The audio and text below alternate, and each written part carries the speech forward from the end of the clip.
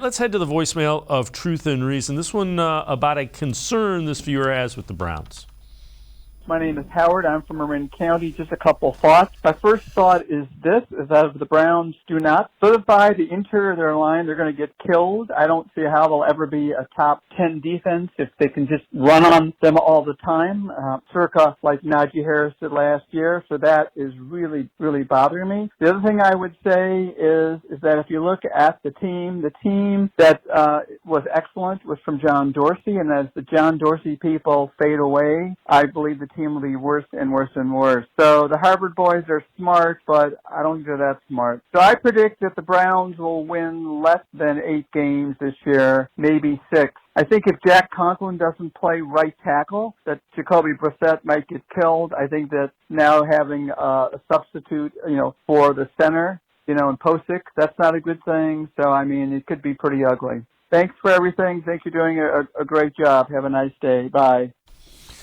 All right, as always, appreciate all the voicemails. All right, there's a lot there.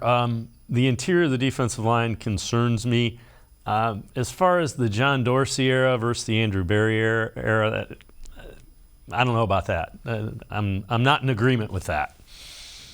Yeah, the D tackles, we've talked about that a ton, Dave. There just isn't any experience. They're not quality experience. They're really counting on Jordan Elliott to carry that group, and he played a lot his first few years, but had minimal impact. Now, I know he had a great offseason, and I talked to him, and he's rededicated and found commitment, but he's still unproven. And then Taven Bryan, the Jaguars just let him go, a former first-round pick, and we know the Jaguars are loaded with talent.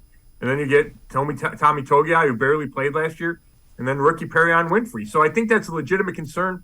Now, I think the Browns would tell you that they have enough to stop the run and that they're going to be really good against the pass, so it'll all balance out. But I understand the caller's concern, especially when you're playing teams that can run the ball like Pittsburgh and Baltimore. The Barry Dorsey thing's interesting.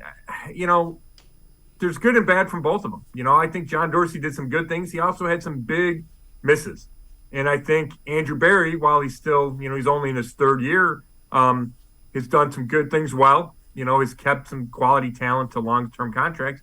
But you got to question some of the draft picks. And it's still early, but is Jed Wills going to live up to that number 10 pick a couple of years ago?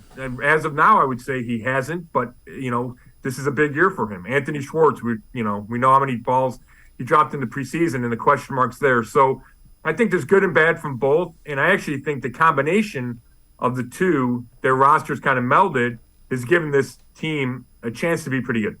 Yeah, the overall talent seems to be there, at least, the people that cover it locally think that. So it'll be interesting to see.